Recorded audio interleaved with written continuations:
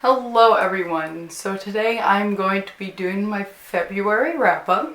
I completed a total of 4 books this month and I have 2 current reads and I am so excited to share it with you. So get yourself a nice warm cup of tea and enjoy this video about books because I read a lot of great books this month that I'm really excited to talk about. It's been snowing so much lately and it makes me so happy.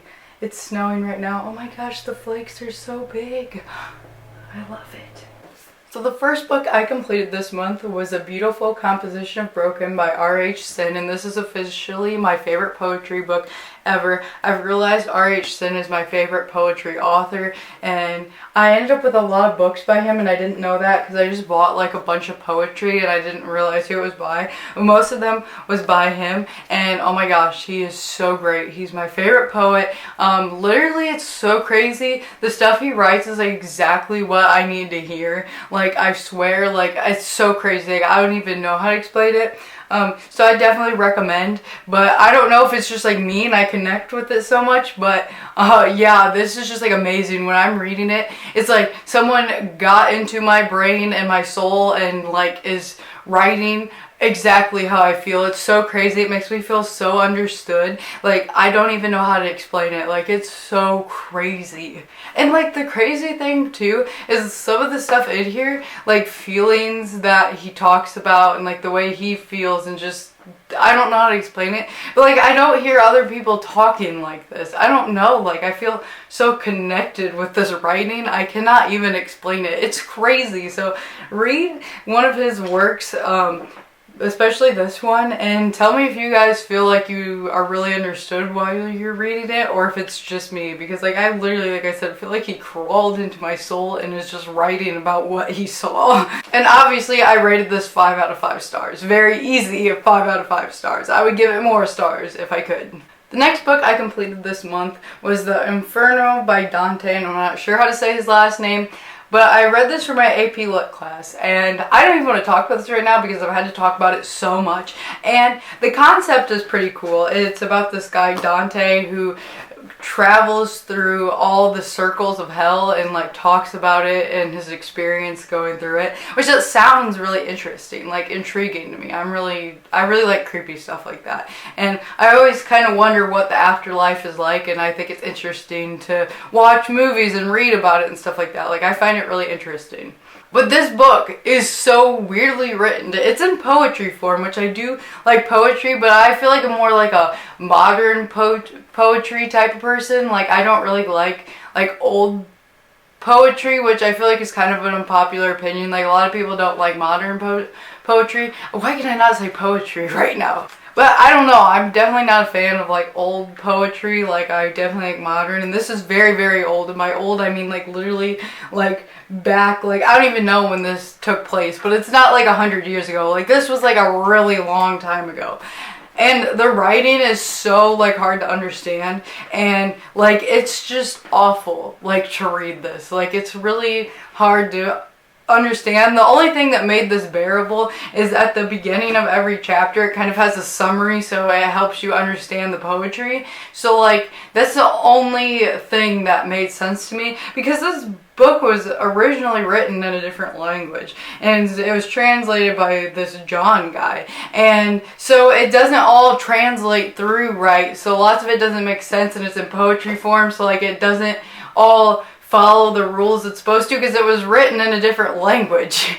So yeah, that makes it really confusing. I mean, like I said, the concept of it, what actually happens, the plot line I was okay with. I liked the plot line. I thought it was interesting. It was the way it was written that made it so hard to get through. And now I feel like I even dislike it more because I've had to talk about it so much for class. We're doing a project over it right now. We've done so much with it that it makes me even dislike it even more. So I rated it 2 out of 5 stars. The reason I didn't give it 1 star is, like I said, the plot of it is interesting. Like, if you just read the summaries, it's intriguing and interesting, but like the actual poetry and like actually the book part is like god awful. But the idea was there, so I gave it 2 out of 5 stars. The next book I completed this month was Evolution by Stephen King, and oh my gosh, I loved this book. And on Goodreads, I saw like a lot of people talking about how they felt like the characters weren't really developed and they thought it was boring. I have no idea how. I loved this. Like, I absolutely loved this book. Like, this is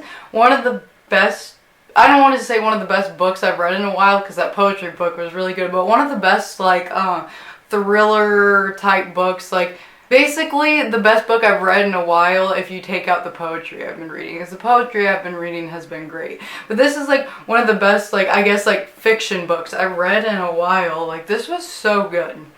So I've talked about what this is about before when I hauled it, but I'm going to talk about it now that I've read it because I feel like the description will be a little bit different. So it's about this guy, Scott, and he is losing weight according to the scale, but it doesn't look like he's losing weight. His clothes still fit him the same. And also, the craziest part is if he, like, puts on a coat and weighs himself and then takes the coat off, he still weighs the same amount. Like, it doesn't matter what he puts on the scale with him, it will still stay the same weight. There's also this other thing going on with these two women. Basically, he's upset that their dogs are, like, pooping on his lawn, and he kind of says something to them, and the two women are married, and they deal with a lot of hate from the town, and they kind of feel like that's why he's saying something to them, is because they're married. And he's like, no, it's because your dog's pooping on my lawn. And it kind of goes from there. I don't want to say too much, but it definitely doesn't end there with him talking to them and things happening. I feel like this book could help so much with prejudice. Oh, why can I not say that word? Prejudice.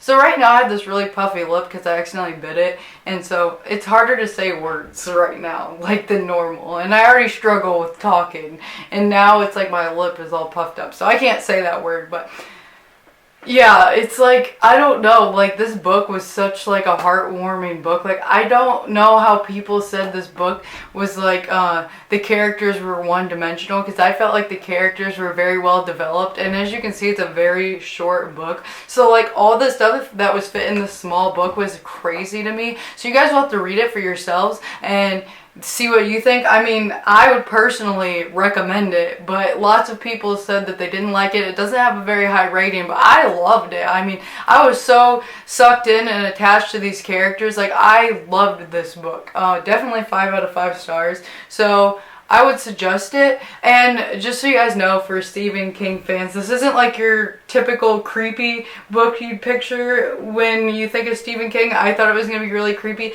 It's not creepy. Obviously, there's some, like, weird stuff going on with him, like, losing the weight and that whole thing. But it's definitely not, like, scary. So if you're going into it wanting that, it's not going to be that. But I'm telling you, it's better than that. This is so good. Like, I don't know, because lots of people don't like it, but I thought it was great. I loved the characters. I was really attached to the story.